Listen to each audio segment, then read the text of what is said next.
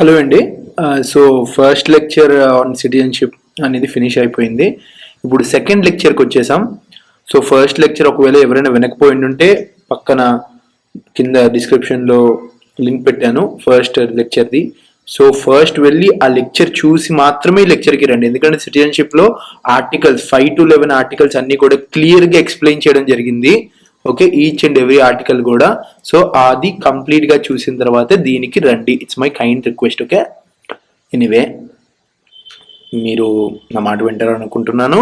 Anyway ఇప్పుడు అంతవరకు వచ్చారంటే, ఈ లెక్చర్ వరకు వింటున్నారంటే కంటిన్యూస్గా ఈ క్లాసెస్ అన్ని మీకు చాలా నచ్చినట్టున్నాయి అనుకుంటున్నాను, నచ్చాయి అనుకుంటున్నాను. So please like, share and subscribe the channel and the same way like this video also. So ఈ వీడియో ప్రజెంట్ చేస్తుంది ఎవరు? Kishore Macharla. I'm from Acharya institute. Acharya institute ఎక్కడ ఉందో తెలుసా? మన వైజాగ్లోనే ఉంది. It's in Vizag. సాగర తీరంలో లేదు కానీ వైజాగ్లో ఉంది. Okay, anyway so let's start అండి. So first question, which one among the following has the power to regulate the right of citizenship of India? Power to regulate the right of citizenship. Right of citizenship. Article 11 చదివాం మనం. Article 11 ఏం చెప్తుంది? Parliament has the right అని చెప్తుంది కదా. Parliament అనేది citizenship అనేది regulate చేసే రైట్ అనేది పార్లమెంట్కి ఉంది. పార్లమెంట్కి ఉంది. Okay, so what is the answer? Parliament. Next question. So అందుకే మీకు ఆర్టికల్స్ 5 to 11 ఎందుకు చెప్పానంటే ఇలా డైరెక్ట్ క్వశ్చన్స్ ఇస్తారండి. మనం ఎక్కడి నుంచి ఇచ్చేస్తున్నారు అనుకుంటా, ఎక్కడి నుంచి ఎవరు ఆర్టికల్స్ నుంచే ఇస్తారు. ఓకేనా? Next question. In which part of the constitution details the details of citizenship are mentioned?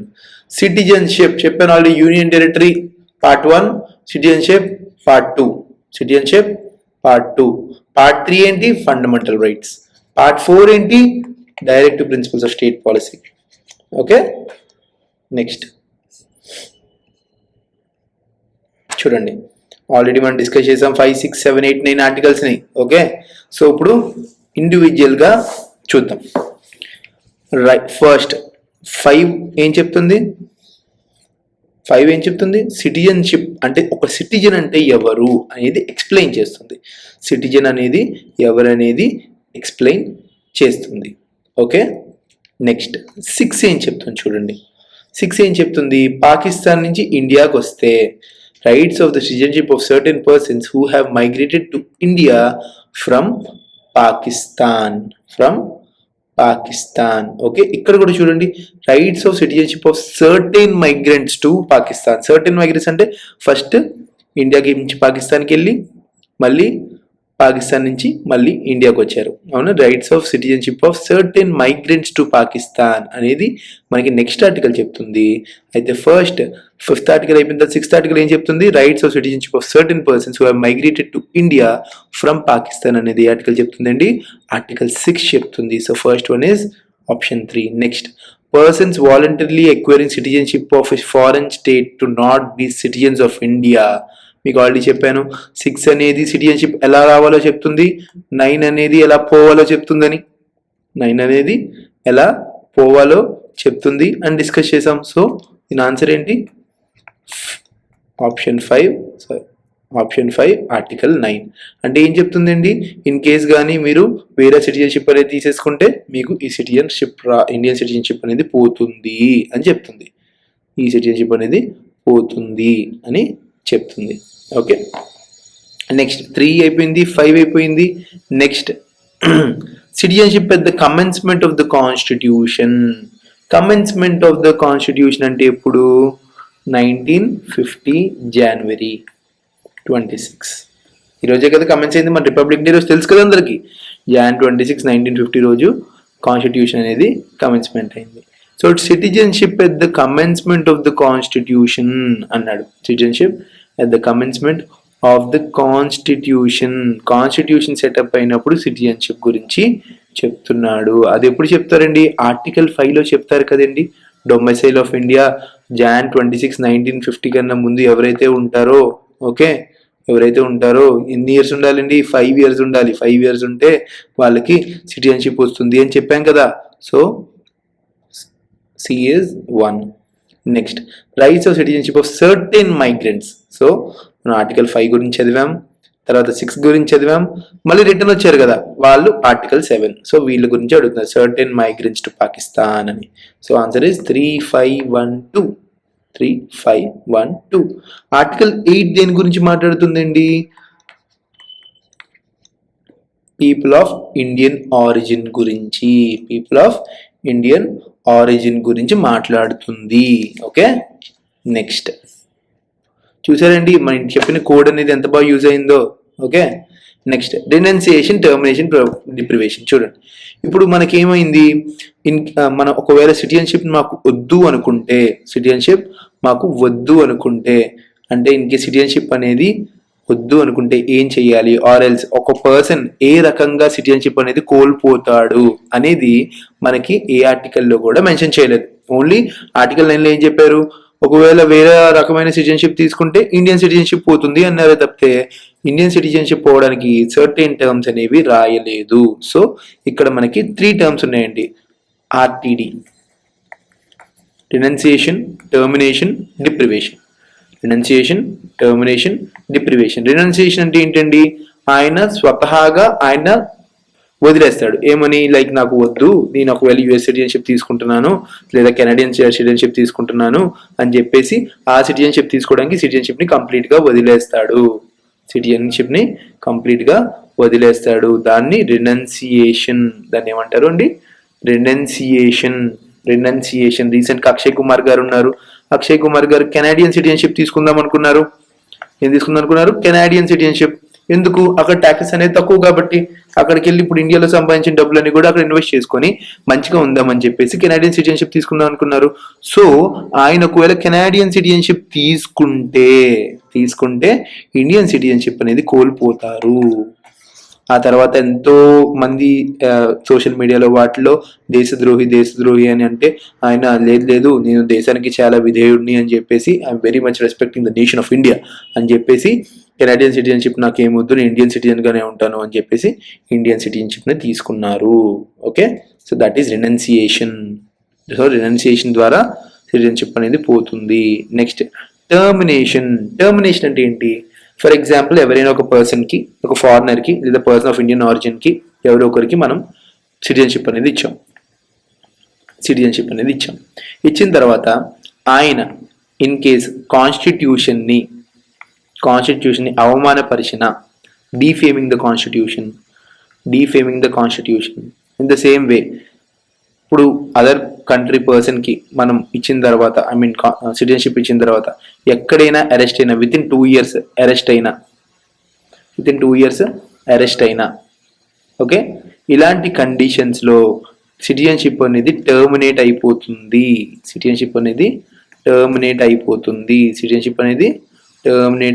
In case Sonia Gandhi గారు ఉన్నారు, సోనియా గాంధీ గారు రాజీవ్ గాంధీ గారిని పెళ్లి చేసుకున్నప్పుడు ఆవిడకి ఇటాలియన్ సిటిజన్షిప్ ఉండేది. ఆవిడ ఇండియన్ సిటిజన్లోకి ఎప్పుడు మారలేదండి. ఇన్ కేస్ ఆవిడ మారాలనుకుంటే కొన్ని కండిషన్స్ అనేవి ఉన్నాయి. ఏంటి, మినిమం పెళ్లి చేసుకుంటే 7 years కలిసి ఉండాలి, భర్త ఇండియన్ అయి ఉండాలి. At the same way terminate, ఒకవేళ కానీ ఆవిడ సిటిజన్షిప్ తీసుకున్న తర్వాత ఎక్కడైనా 2 years లోపు అరెస్ట్ అయితే అప్పుడు సిటిజన్షిప్ అనేది టర్మినేట్ అయిపోద్ది. ఇన్ ద సేమ్ వే ఇది ఎందుకు ఇంట్రడ్యూస్ చేశారంటే, ఇవన్నీ ఎందుకు పెట్టారంటే ఇన్ కేస్ ఎవరైనా ఒకరు ఇన్ఫిల్ట్రేట్ అయిన తర్వాత ఒకవేళ తీవ్రవాద ఏదో అయిన తర్వాత మనం తెలుసుకుంటే అప్పుడు సిటిజన్షిప్ అనేది క్యాన్సిల్ చేయాలి కదా, దానికోసం అని చెప్పేసి టర్మినేషన్ అని పెట్టారు. Next deprivation. ఏంటండి, డిప్రివేషన్ అంటే ఏంటంటే, ఫర్ ఎగ్జాంపుల్ ఎవరైనా ఒక పర్సన్ 7 years కంటిన్యూస్గా 7 years ఇండియా రాకుండా బయట దేశంలో ఉంటే ఆయన సిటిజన్షిప్ అనేది డిప్రైవ్ అయిపోతుంది. 7 years అమెరికాలో ఉన్న వాళ్ళు వింటున్నారా, ఒకవేళ 7 years కానీ ఇండియాకి రాకపోతే కంటిన్యూస్గా ఇండియా అనేది రాకపోతే your citizenship will be deprived. That means you will lose the citizenship. Okay, ఇది ఒక కేసు, డిప్రివేషన్కి ఒక కేసు. ఓకే, సో ఈ మూడింటి ద్వారా మనకి సిటిజన్షిప్ అనేది ఒక పర్సన్ కోల్పోతాడు. Answer is 1, 2 and 3. Next, originally the Citizenship Amendment Act 1955 also provided for Commonwealth citizenship. The provision is Commonwealth citizenship కూడా ఉంటుంది అని చెప్పేసి దీన్ని డ్యూయల్ సిటిజన్షిప్ అనకూడదండి. కామన్వెల్త్ కంట్రీస్ లో ఇండియా ఉంటుంది కాబట్టి కామన్వెల్త్ సిటిజన్షిప్ అని చెప్పేసి అన్నారు. Okay, so this is right.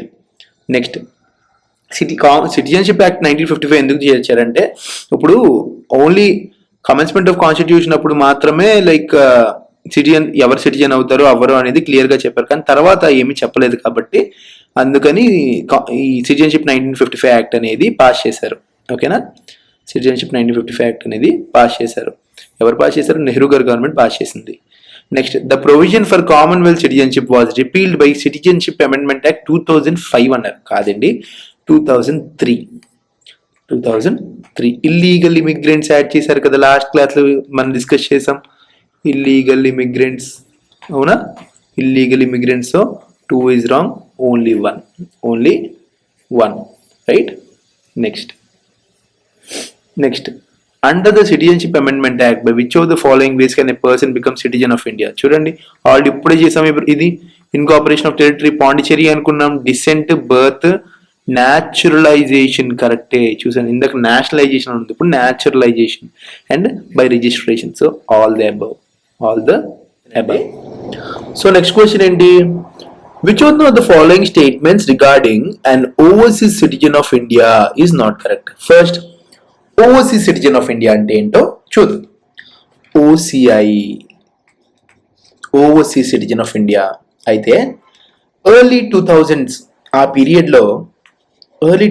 పీరియడ్లో యుఎస్లో సాఫ్ట్వేర్ ఇంజనీర్స్కి మంచి గిరాకీ ఉండేది. ఓకే, సాఫ్ట్వేర్ ఇంజనీర్స్కి చాలా మంచి గిరాకీ ఉండేది. ఎంత గిరాకీ అంటే పెర్ అవర్ $150-200 పే చేయమన్నా సరే పే చేసే అంత. ఓకే, రీసెంట్గా నేను ఒక పాడ్కాస్ట్ కూడా చూశాను, దానిలో ఆర్ఎస్ బ్రదర్స్ ఓనర్ ఉన్నాడు కదా, ఆర్ఎస్ బ్రదర్స్ ఓనర్ అంట ఆ పీరియడ్లో మనం యుఎస్ వెళ్తే ఆయనకి పెర్ అవర్ $150 ఇచ్చారంట, జస్ట్ అమీర్పేట్లో కోర్స్ నేర్చుకుంటే. ఓకే, అదే కోర్స్ అక్కడ అప్లై చేశాడు.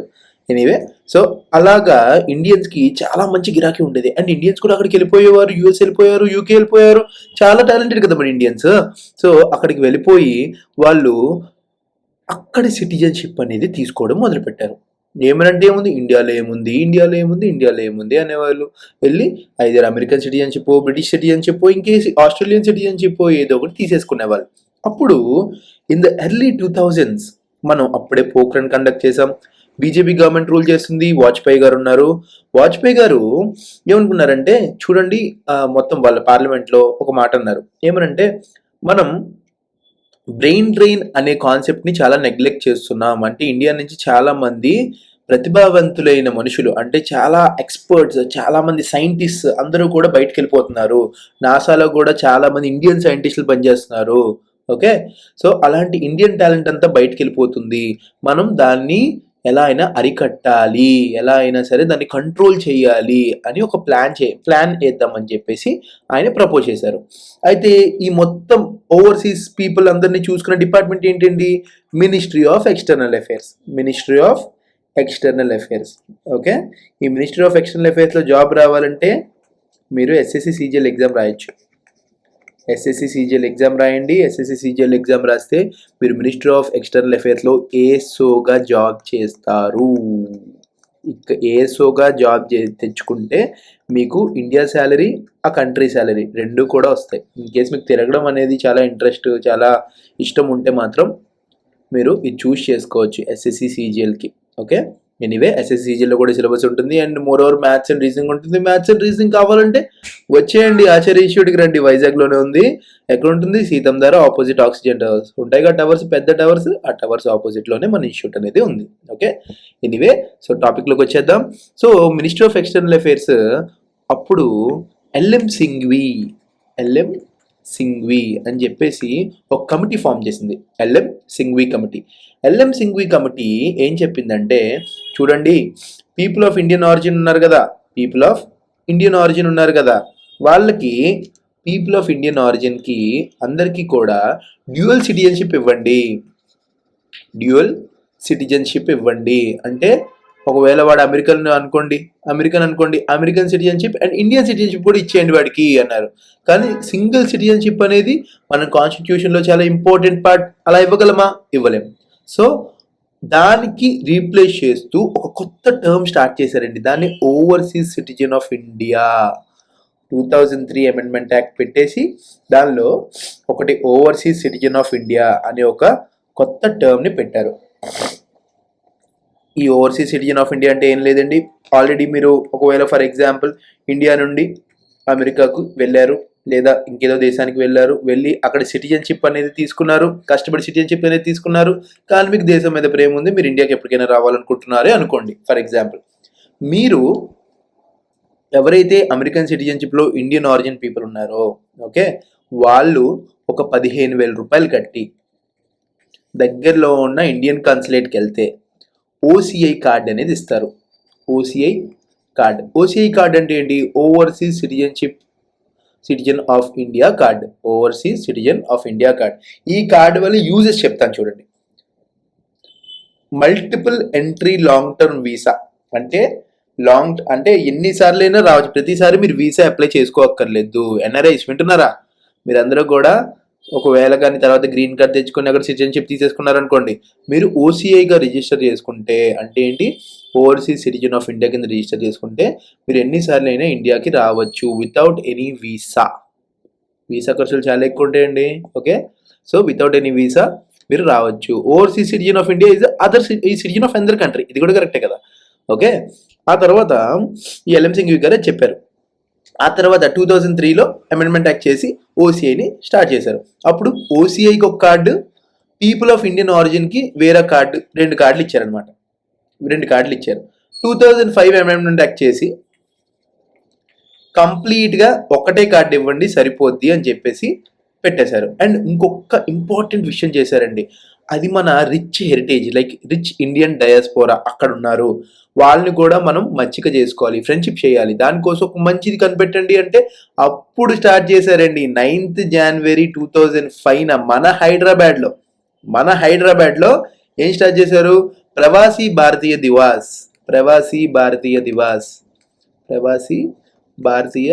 దివాస్ అనేది స్టార్ట్ చేశారండి. ప్రవాసీ భారతీయ దివాస్ అనేది స్టార్ట్ చేశారు.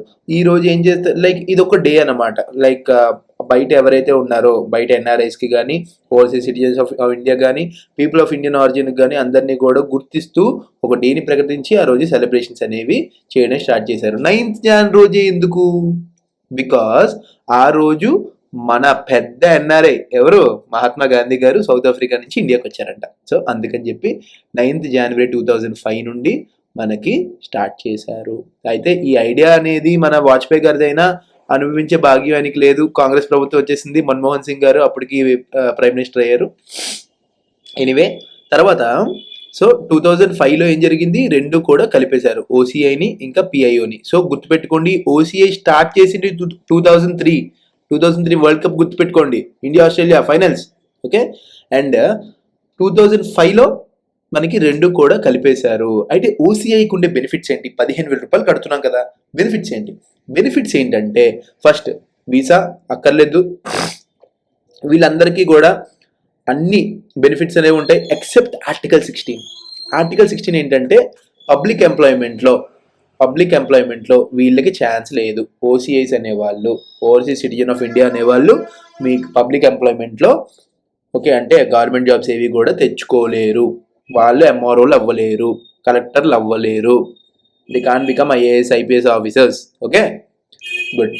సో నెక్స్ట్, ఈ ఓసీఐ అన్న ఎన్ఆర్ఐ అన్న ఒకటేనా? కాదు. ఎన్ఆర్ఐస్ అంటే నాన్ రెసిడెంట్ ఇండియన్. ఇప్పుడు ఫర్ ఎగ్జాంపుల్ ఒకడు ఎవడైనా ఎంఎస్ చదవడానికి వెళ్ళాడు అనుకోండి, వాడికి ఎలా గవర్నమెంట్ జాబ్ రాదు, కష్టం, తెచ్చుకోవడం కష్టమైంది వాడికి, వాడు వెళ్ళాడు, వాడు ఇక్కడ ఏం పీకలేక అక్కడికి వెళ్ళాడు అనుకోండి, అక్కడికి వెళ్ళిన తర్వాత వాడు ఎన్ఆర్ఐ అవుతాడు కదా. ఎన్ఆర్ఐ అంటే నాన్ రెసిడెంట్ ఇండియన్.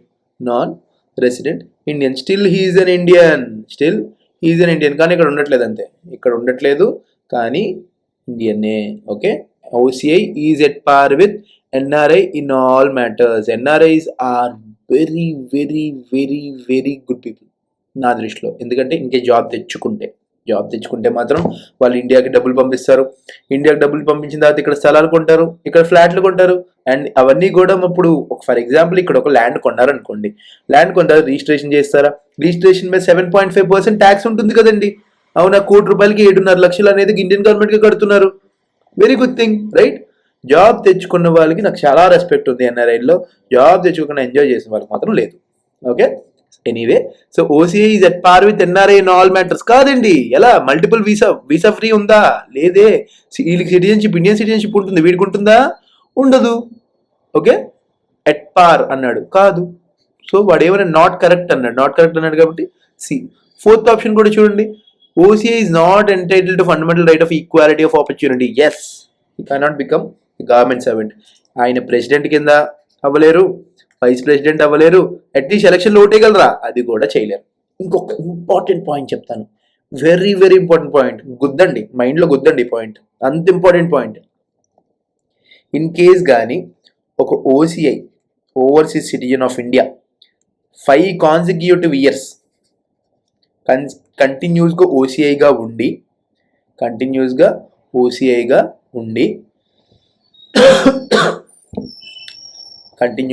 ఓసీఐగా అంటే overseas citizenship of India card తీసుకొని 5 years నుంచి ఉండి, and for the past 6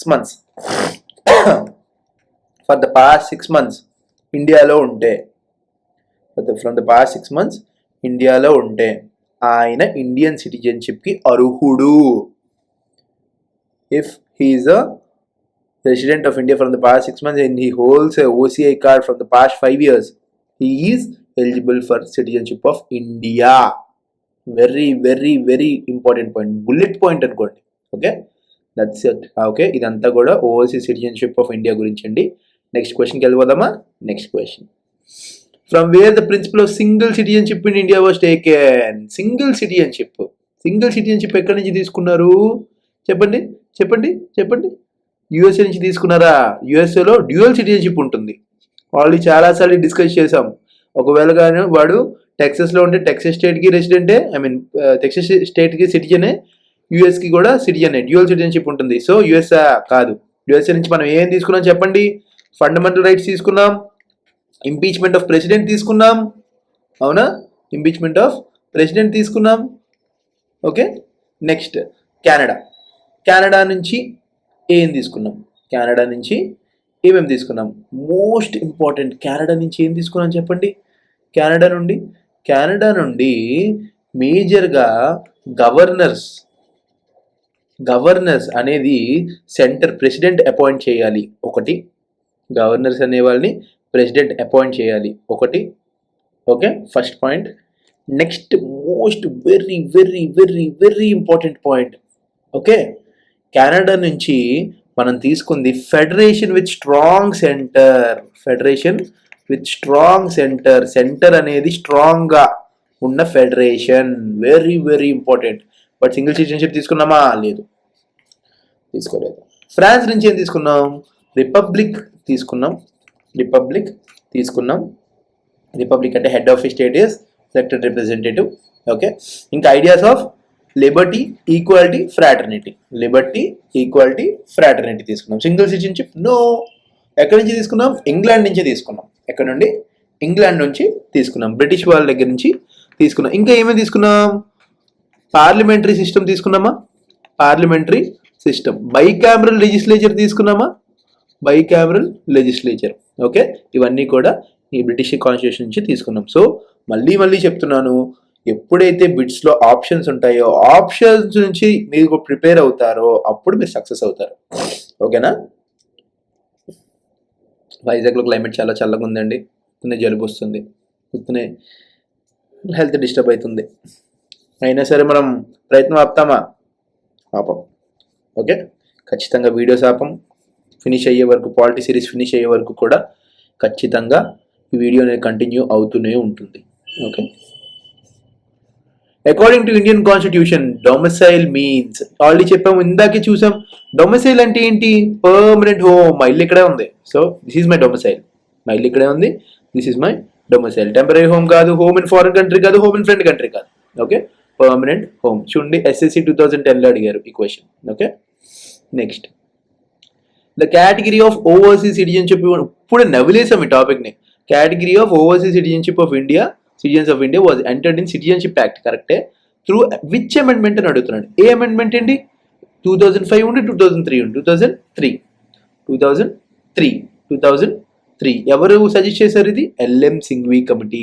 LM Singhvi committee అనేది సజెస్ట్ చేసింది. ఓకే, 2005లో ఏం చేశారు? పిఐఓని అండ్ ఓసీఐని కలిపేశారు, ఒక్కటే card. Okay, next. By the process of naturalisation which one among the following can acquire citizenship of India? Very very important bit అండి, ఎన్డీఏలో అడిగారు. National defence academy, NDA. Okay, so foreigner, non resident India, overseas citizenship of India, all of the above. Naturalisation అంటే మీకు ఏం చెప్పాను?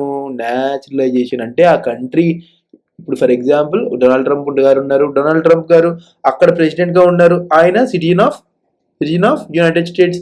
ఆయన citizenship వదిలేసి నేను ఇండియా ప్రెసిడెంట్ అవుతా అంటే కమాన్ రండి అని చెప్పేసి వాళ్ళు అక్కడ సిటిజన్షిప్ వదిలేసి ఇక్కడ సిటిజన్షిప్ అనేది తీసుకోవచ్చు. సో ఫారినర్ తీసుకోవచ్చు కదా? ఎస్, తీసుకోవచ్చు.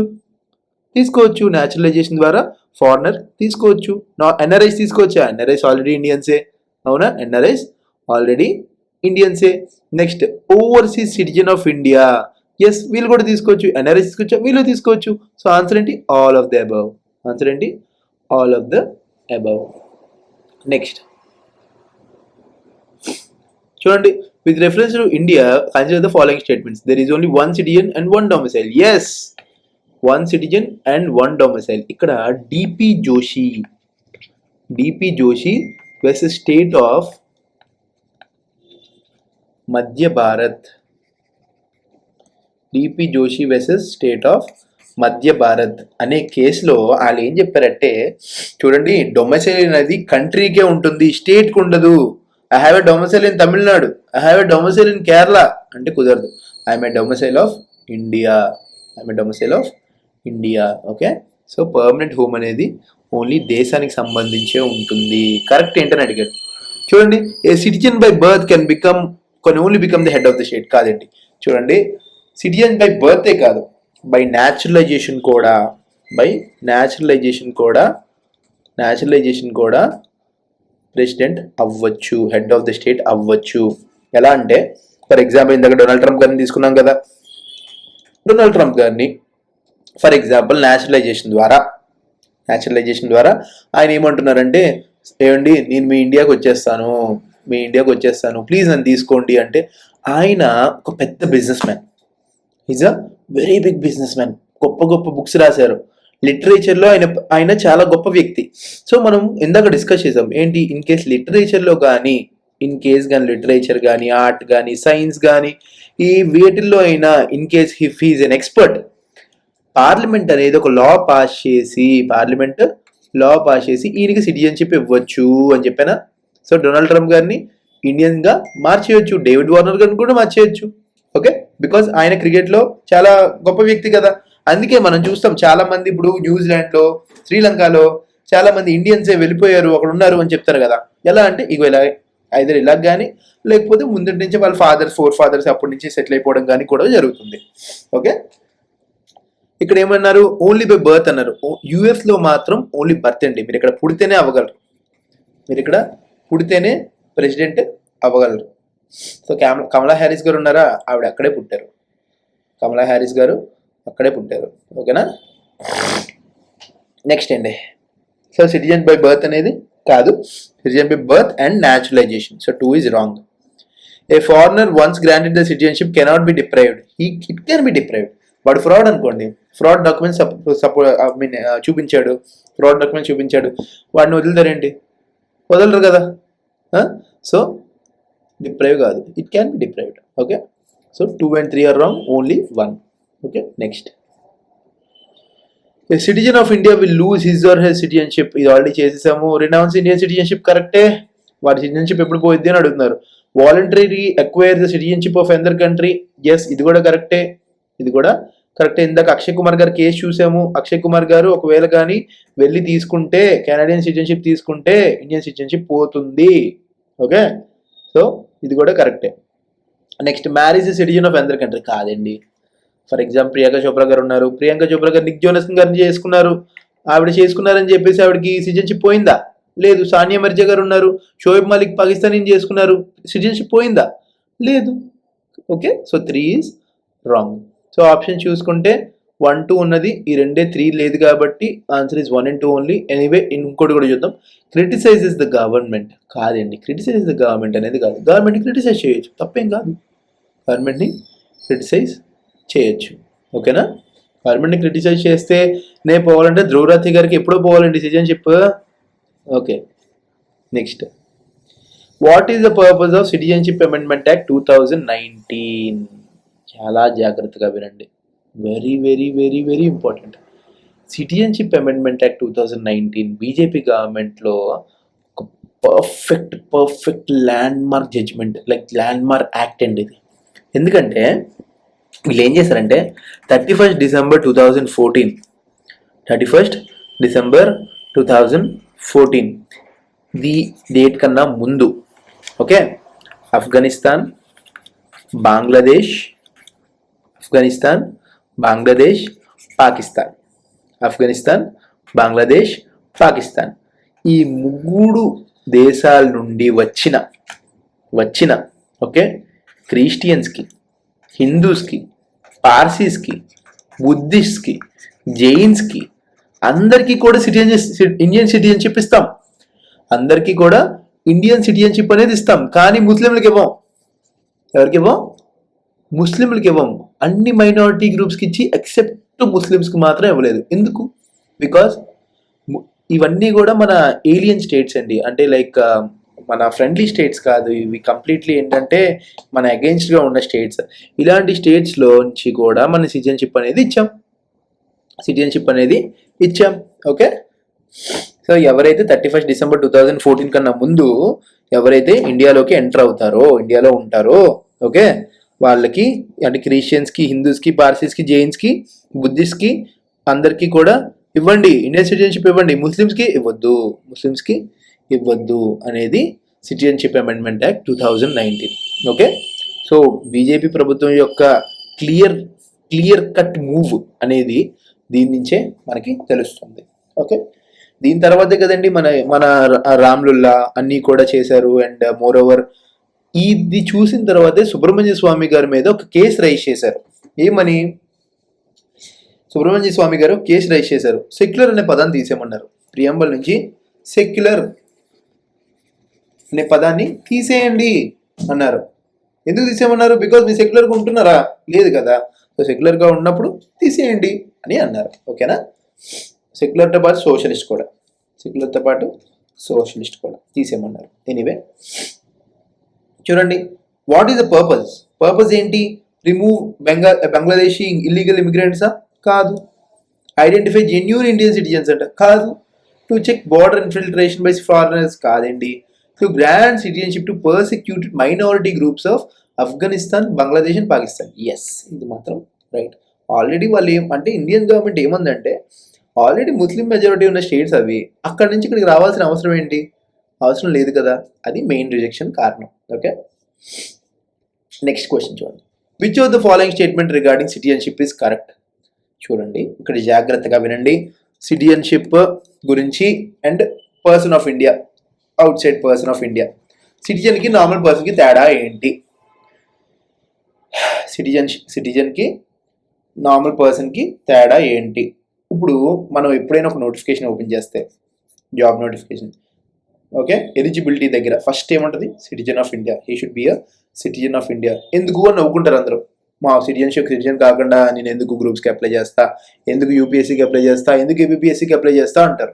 కానీ మనం చూస్తే సిటిజన్ ఆఫ్ ఇండియా అనే దానికి కొన్ని రైట్స్ అనేవి మీకు పర్టికులర్గా ఇచ్చారు. Fundamental rights are enjoyed only by citizens.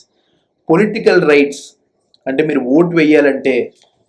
మీరు ఓట్ వేయాలంటే ఖచ్చితంగా మీరు సిటిజన్ ఆఫ్ ఇండియా అయ్యి ఉండాలి. మీరు ఇండియన్ సిటిజన్ అవ్వకపోతే మీరు ఓట్ వేయలేరు, ఎమ్మెల్యే అవ్వలేరు, ఎంపీ అవ్వలేరు, మీరు ప్రెసిడెంట్ ఆఫ్ ఇండియా అవ్వలేరు, వైస్ ప్రెసిడెంట్ ఆఫ్ ఇండియా అవ్వలేరు, ఏమీ కాలేరు. ఓకే, మీరు ఎంఆర్ఓ అవ్వలేరు, ఏమీ అవ్వలేరు. ఓకే, ఖచ్చితంగా సిటిజన్షిప్ అంటే ఏంటి? సివిల్ అండ్ పొలిటికల్ రైట్స్ ఉంటేనే. Civil and political rights. Civil rights అంటే ఏంటి?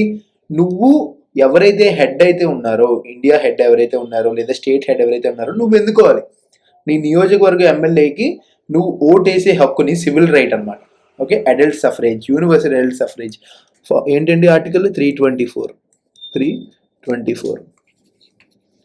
ఆర్టికల్ 324. ఓకే, ఇప్పుడు పర్సన్ వచ్చేసరికి ఒక ఇండివిజువల్ పర్సన్ వచ్చేసరికి ఆయనకి అన్ని రైట్స్ ఉండవండి. ఓకే, 15 ఉండదు, 16 ఉండదు, 19 కూడా ఉండదు. 15 ఉండదు, 16 ఉండదు, 19 కూడా ఉండదు. ఇప్పుడు 15 చూడండి, 15 వచ్చేసరికి ఏంటి? No person shall be discriminate on the basis of caste, religion, sex, creed. అంటే ఎవరిని కూడా నో డిస్క్రిమినేషన్ అనేది మీకు ఖచ్చితంగా ఉంటుంది. డిస్క్రిమినేషన్ అనేది మీకు ఖచ్చితంగా ఉంటుంది. ఫర్ ఎగ్జాంపుల్ చూడండి, మనకి ఒక కాలేజ్లో జాయిన్ అయ్యాం, మీకు గవర్నమెంట్ అనేది ఫర్ ఎగ్జాంపుల్ ఫీ ఒక సంవత్సరానికి ఒక 20,000 పెట్టింది అనుకోండి. ఈ కాలేజ్లో ఉండదు, ఇప్పుడు ప్రజెంట్ 12 లక్షలు అవుతున్నారు. ఓకే, 20,000 ఉంది.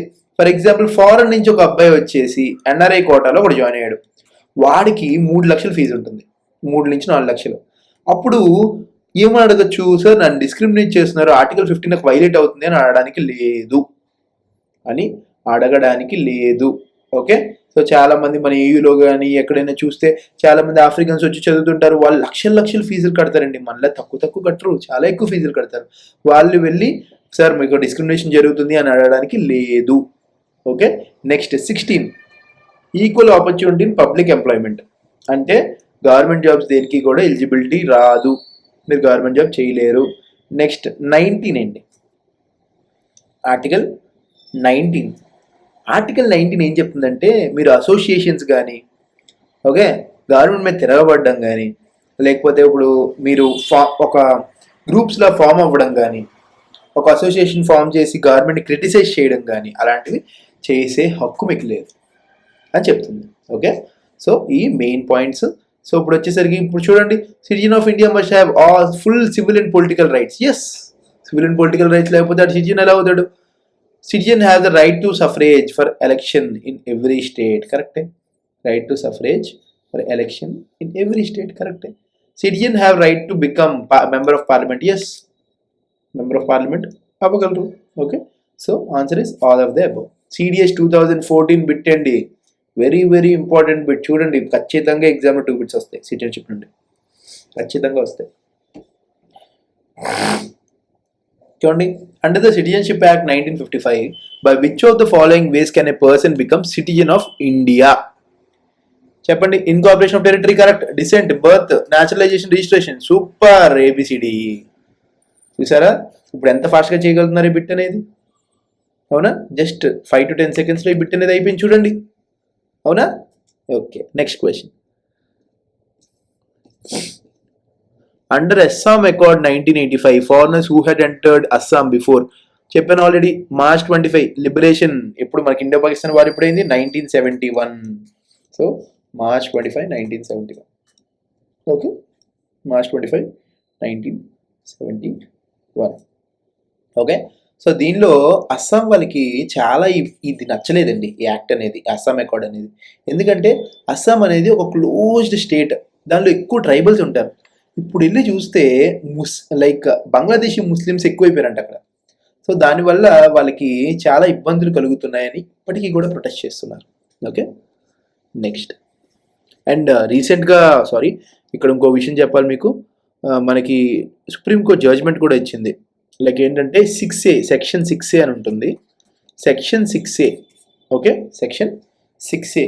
ఈ సెక్షన్ 6Aని అప్హోల్డ్ చేస్తూ, లైక్ ఏంటంటే ఈ అస్సాం అకార్డ్, లైక్ ఇప్పుడు చూడండి, జనరల్గా ఒక పాయింట్ వినండి, ఇప్పుడు చాలా మంచి పాయింట్. July 19, 1948 అనేది మనం ఒక డేట్ పెట్టుకున్నాం కదా, అవునా? ముందు లైక్ దీనికన్నా ముందు వచ్చిన వాళ్ళకి ఈ సిటిజన్షిప్ ఇవ్వండి అని చెప్పేసి పెట్టుకున్నాం కదా. ఇప్పుడు వీళ్ళకి 1971 అని పెట్టడం వల్ల అర్థం ఏంటి?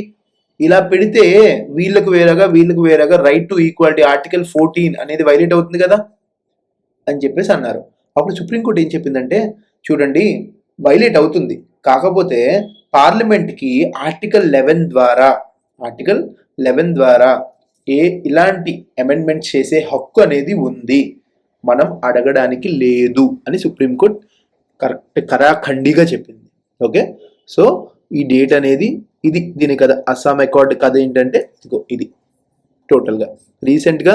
సో ఈ బెంచ్ ఇప్పుడు మన సుప్రీంకోర్టులో కేసు అనేది హియరింగ్ కూడా వచ్చింది అండ్ దీని గురించి కరెక్ట్గా చెప్పారు కూడా. Very very important. Okay, next choose the correct features regarding citizenship in India. చూడండి, ఇది ఆల్రెడీ చేస్తాం. Single citizenship of whole India. Single citizenship కదా ఉంటుంది. స్టేట్కి ఉంటుందా? ఉండదు. డ్యూయల్ సిటిజన్షిప్ ఉంటుందా? ఉండదు. డ్యూయల్ సిటిజన్షిప్ ఉంటుందా? ఉండదు. యూపీఎస్సీ 2014 పెట్టండి. ఓకే, నెక్స్ట్ ఆల్రెడీ చేసేసాం. Okay,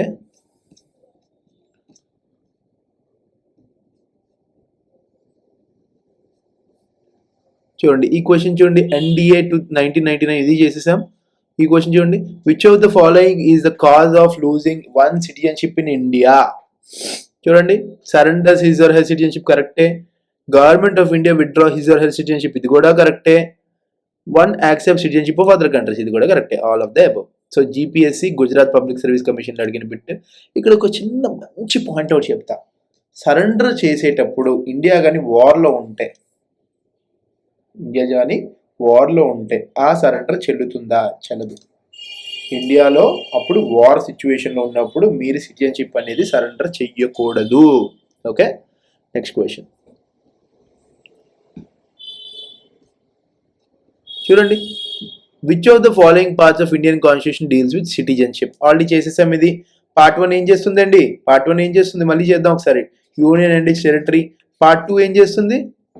citizenship. Okay, part 3 fundamental rights. Part 4 DPSP. Okay, దీనికి ఒక చిన్న కథ ఉంటుందండి. యూ కెన్ ఫ్లై డైరెక్ట్లీ అని చెప్పేసి ఒక నిమోనియం ఉంటుంది. కొంతమంది కామెంట్ చేస్తున్నారు లైక్ ఆర్టికల్స్ అమెండ్మెంట్స్ అవన్నీ కూడా ఎలా ఈజీగా గుర్తుపెట్టుకోవడం ట్రిక్స్ చెప్పండి అని. ఖచ్చితంగా చెప్తా. ఓకేనా? ఖచ్చితంగా మంచి వీడియో చేద్దాం. ఒక మంచి డే పెట్టుకుందాం. ముహూర్తం చూద్దాం, చంపేద్దాం. Okay, next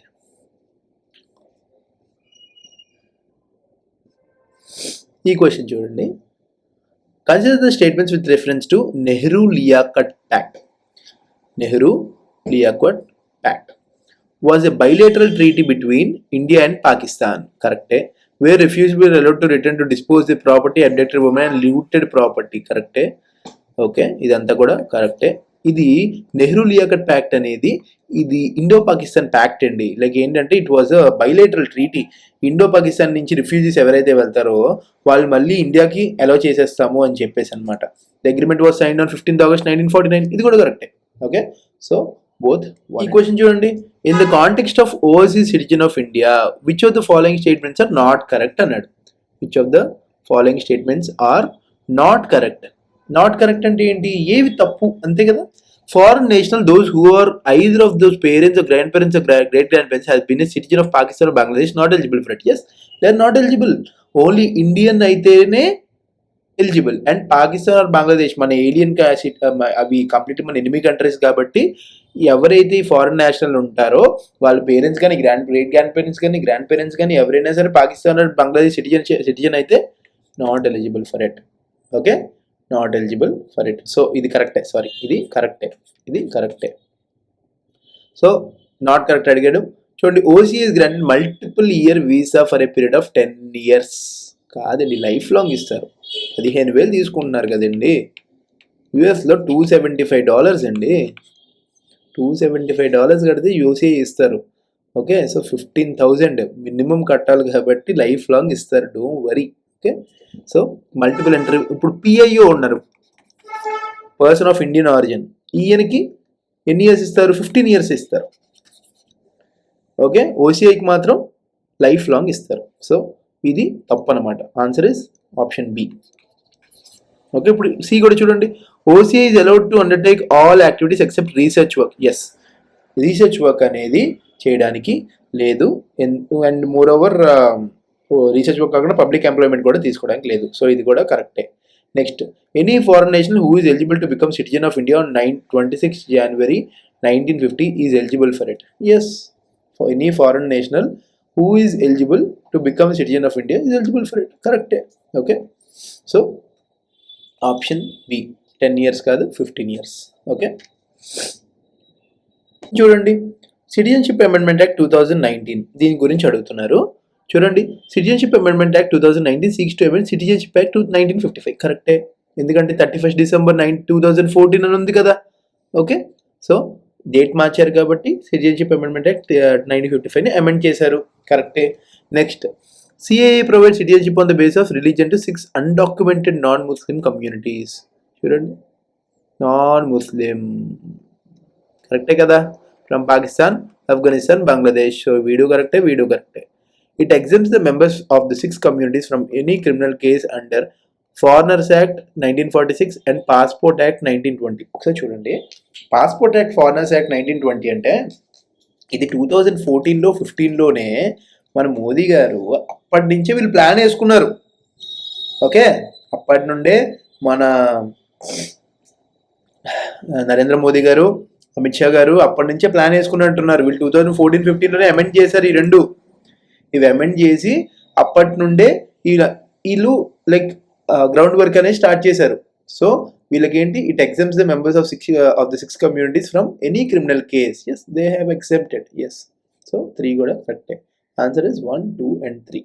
okay, next, what are the rules issued by government concerning the citizenship amendment act. చూడండి, the application process for citizenship under Citizenship Amendment Act has been made under Section 6B of Citizenship Act 1955. Yes, correct. Application process అనేది section 6Bలో ఉంటుందండి, citizenship act 1955లో. Applicants need to prove their country of origin, religion, date of entry into India and knowledge of any Indian language to qualify for Indian citizenship. Yes, మనకి 22 languages ఉన్నాయి కదా, 22 languages ఉన్నాయి కదా. 22 లాంగ్వేజ్లో ఏదో ఒక భాష మాట్లాడి వాళ్ళు సిటిజన్షిప్ అనేది ప్రూవ్ చేసుకోవచ్చు. సో ఇది కూడా కరెక్టే. చూడండి, applicants cannot provide ration card as proof of entry into India అంట. చూడండి, వాళ్ళు ఏ కార్డ్ అయినా చూపించవచ్చు. Okay, proof of entry into ఇండియాకి రేషన్ కార్డ్ చూపించవచ్చు, ఆధార్ కార్డ్ చూపించవచ్చు, కరెంట్ బిల్ చూపించవచ్చు, ఏదైనా చూపించవచ్చు. ఓకే, సో 3 అనేది తప్పు. So 1 and 2. చూడండి, with reference to Citizenship Amendment Act 2019, consider the following statements. Ministry of Home Affairs has assigned the task of processing citizenship applications under CAA to Postal Department and Census officials. అంటే వీళ్ళని check చేయండి, applications అన్ని కూడా జాగ్రత్తగా process చేయండి అని ఎవరికి ఇచ్చారు? పోస్టల్ డిపార్ట్మెంట్కి ఇచ్చారు, కరెక్టే. అండ్ సెన్సస్ అఫీషియల్స్కి ఇచ్చారు. ఓకేనా, వెరీ వెరీ ఇంపార్టెంట్ పాయింట్, కత్తి లాంటి పాయింట్లు ఇవన్నీ కూడా గుర్తుపెట్టుకోవాలి, చాలా చాలా important. Okay, final decisions on applications will be made by empowering committees led by the director census operations in each state. ఇది కూడా కరెక్టే. అంటే వాళ్ళకి అప్లికేషన్ చూసి వీడికి సిటిజన్షిప్ ఇవ్వాలా వద్దా అనేది డైరెక్టర్ ఆఫ్ సెన్సస్ ఆపరేషన్స్ అనేవాడు ఇస్తాడు. Okay, the empowered committee and district level committee institute by the centre will process citizenship applications bypassing state control. ఇది కూడా correct. Okay, empowering committee and district level committee ఏవైతే ఉన్నాయో centre పెట్టినవి వాళ్ళు citizenship application చూస్తారు, state control కాదు. కరెక్టే కదా. So 1, 2 and 3 are correct. With reference to Citizenship Amendment Act 2019, provisions of proposed 6B of the bill shall apply to tribal areas of Assam, Meghalaya, Mizoram and Tripura as included in the 6th schedule అన్నారు. కాదండి, ఇవన్నీ tribal areas. Tears of old PM చదివాం కదా, దానిలో 6th schedule ఉంటాయి ఇవన్నీ. Okay, 6th schedule areas ఇవన్నీ కూడా. అదర్ ట్రైబల్ ఏరియాస్ అంటే అదర్ షెడ్యూల్డ్ ఏరియాస్ అంటే ట్రైబల్ ఏరియాస్. వీటికి 6B అనేది అప్లికబుల్ కాదు. ఓకే, వీళ్ళకి 6B అనేది అప్లికబుల్ కాదు. So 1 is wrong. సో ఆప్షన్స్లో 1 పీకేయండి ఆన్సర్ ఇన్ 2 and 3. అయిపోయిందా? ఓకే, ఎనీవే చూడండి, the amendment seeks to empower the government of India to cancel the registration as overseas citizen of India in case of violation of provisions of this act. Correct. Section 6Bలో ఉన్నవి ఏవైనా సరే, for example ఈ violation ఏమైనా చేస్తే ఈ యాక్ట్లో ఉన్నవి ఖచ్చితంగా 2019 యాక్ట్లో ఉన్నవి ఏవైనా సరే వైలేషన్స్ చేస్తే ఈ ఓవర్సీస్ సిటిజన్ ఆఫ్ ఇండియా అనే ఒక దాన్ని కోల్పోతారు. మీరు కట్టిన 15,000 వేస్ట్ అయిపోతాయి. Okay, next, the amendment bill seeks to amend class D to the third schedule to reduce the period of residence of or service of government of India from not less than 11 years to 5 years. ఇది కూడా కరెక్టేనండి. ఓకేనా, ఇది కూడా కరెక్టే. 5 అంటే period of residence అనేది ఉంది కదా, పీరియడ్ ఆఫ్ రెసిడెన్స్ అనేది ఉంది కదా, దాన్ని 11 years ఉండేది దాన్ని 5 years చేయిస్తున్నారు. చేస్తారు, చేసేసారు, ఆల్రెడీ చేస్తారండి, చేసేసారు. ఓకేనా? So 2 and 3 are correct. ఓకేనా? ఇదండి మొత్తం మన సిటిజన్షిప్ అంతా అయిపోయింది. మొత్తం each and every part, every corner దేన్ని వదలలేదు మనం. అందుకే మనకి 2 లెక్చర్లు పట్టినాయి. ఓకే, ఎనీవే అంతా కూడా మొత్తం సిలబస్ అంతా కూడా కవర్ చేసేసాం. సిటిజన్షిప్ ఈ రోజుతో అయిపోయింది. నెక్స్ట్ వచ్చేది ఫండమెంటల్ రైట్స్. మన యుఎస్ నుంచి తీసుకున్న బిల్ ఆఫ్ రైట్స్ నే ఫండమెంటల్ రైట్స్ అంటారు. And very very very very important concept. And ఇప్పుడు చెప్పిన కాన్సెప్ట్ కూడా చాలా ఇంపార్టెంట్. చూసారా, డేట్స్ ఉన్నాయి. ఆ డేట్స్ అనేవి చాలా చాలా ఇంపార్టెంట్ అండి, వెరీ వెరీ ఇంపార్టెంట్. ఓకేనా? సో అవన్నీ కూడా ఈ వీడియోని మినిమం 3 to 4 టైమ్స్ మళ్ళీ చెప్తున్నా, ఎందుకంటే చాలా చాలా ఇంపార్టెంట్ అండి ఈ వీడియో. 3 to 4 టైమ్స్ మినిమం చదవండి. మళ్ళీ చెప్తున్నాను, ఎందుకంటే ఫైటర్స్ ఎప్పుడూ ఓడిపోరు. డోంట్ వరీ, ఖచ్చితంగా ఫైట్ చేయండి. Fight, just fight. All this studying, all this అంతా ఎంత కష్టపడుతున్నారో అంతా కూడా fighting with our cells. So కష్టపడండి. చాలా డిస్ట్రాక్షన్స్ వస్తాయి, చాలామంది ఇబ్బంది పెడతారు, అవేం పట్టించుకోవద్దు. Don't take it to your heart. Okay, మీకు ఒక్కటే గుర్తుపెట్టుకోండి, మనం ఖచ్చితంగా గ్రీన్ పెన్ హోల్డర్ అవ్వాలి. అవుదామా green pen holder? Green pen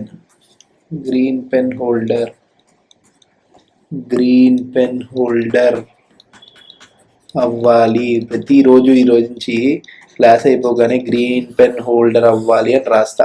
ఖచ్చితంగా అవుదాం. ఓకేనా? గ్రీన్ పెన్ హోల్డర్ అవ్వాల్సిందే. ఓకే, ఎనీవే క్లైమేట్ చల్లగా ఉంది, బాగా నిద్ర వస్తుంది.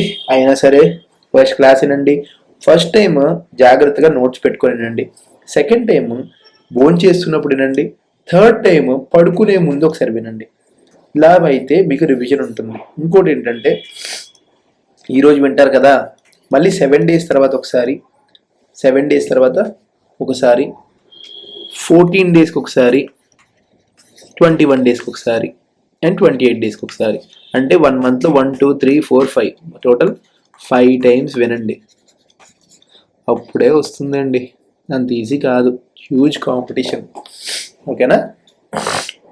అందరికీ క్లాస్ బాగా అర్థమైంది అనుకుంటున్నాను. ఇన్ కేసు ఏమైనా డౌట్స్ ఉంటే కింద కామెంట్ సెక్షన్లో చెప్పండి. And please like, share and subscribe Acharya institute Vizag. Anyway, so in case కానీ ఎవరైనా వచ్చి ఇన్స్టిట్యూట్కి రావాలనుకుంటే, మనకి తెలుసు కదా, అందరికీ తెలుసు ఇన్స్టిట్యూట్ అడ్రస్ ఎక్కడ opposite oxygen towers. Please come and visit the institute. Let's talk. In case any problems ఉన్నా సరే please let me know. Okay, అందరికీ గుడ్ నైట్, బాయ్.